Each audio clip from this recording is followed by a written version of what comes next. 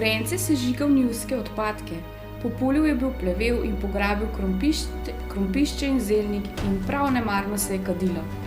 Dim je bil kakor živ, naj se je Urenc približeval ognju s katerekoli strani. Vedno se mu je pokadil pod nos. Urenc je bil ves solzav in smrkav in nenehoma je moral kašljati. Končno je se od plake zmetal na goreči kup in se lahko oddaljil. Zlezel je na plot, ki je ogreval zelnik in sedel na vrhno prečko zavor. Opazoval je dim, ki je zdaj, šment, dvigal navpik in premišljeval, ali na njivi zorje že zdaj ali šele spomladi. Gnoj bo treba naprositi pri postotniku. Koliko neki stane voz gnoja?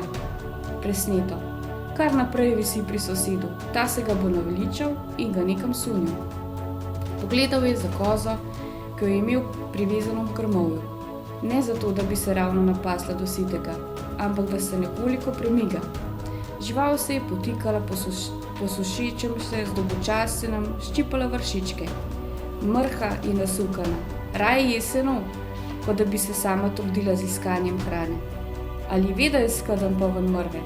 Bog ve, koliko jo bo pomlatila čez zimo. Zdrknil je z ograje in šel do mravljišča, pogledat, kako živi mravlje. Še jih je nekaj tkalo vrh kope, mravljinčaste sezdice pa so bile že opustele. Urenc je pomislil, da so tudi dnevi vse bolj hladni, noči naravnost mrzle. Ponujala se je slana in malo je že ožgala drev in travo.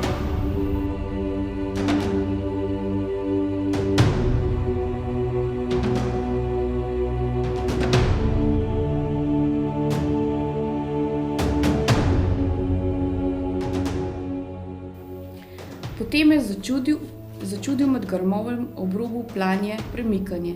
Najprej se je ustrašil, da jo koza hoče pobrisati v goščavo, a je že zagledal postavo, ki se je zlagoma približevala. Bila je sebenkarica, zavita v plet in oprta na palico se je ustavila v obrobnem grmičevju in mešikala Urence.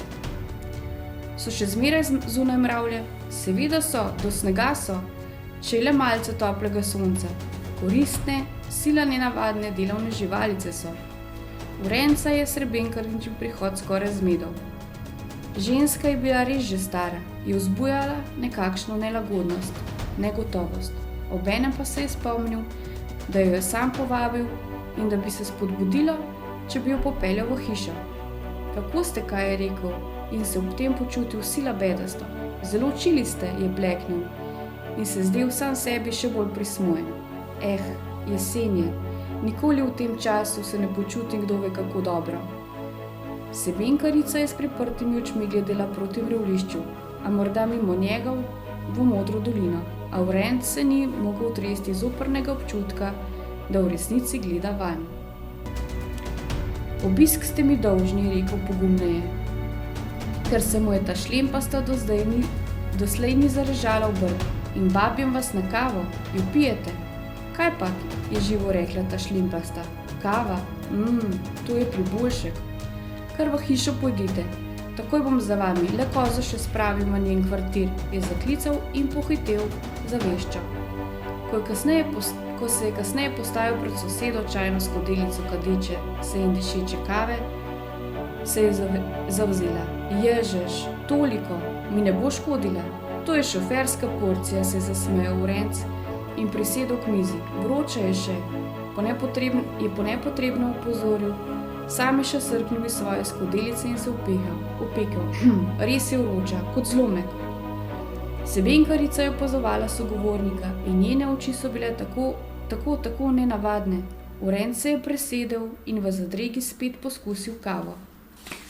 La la la la la.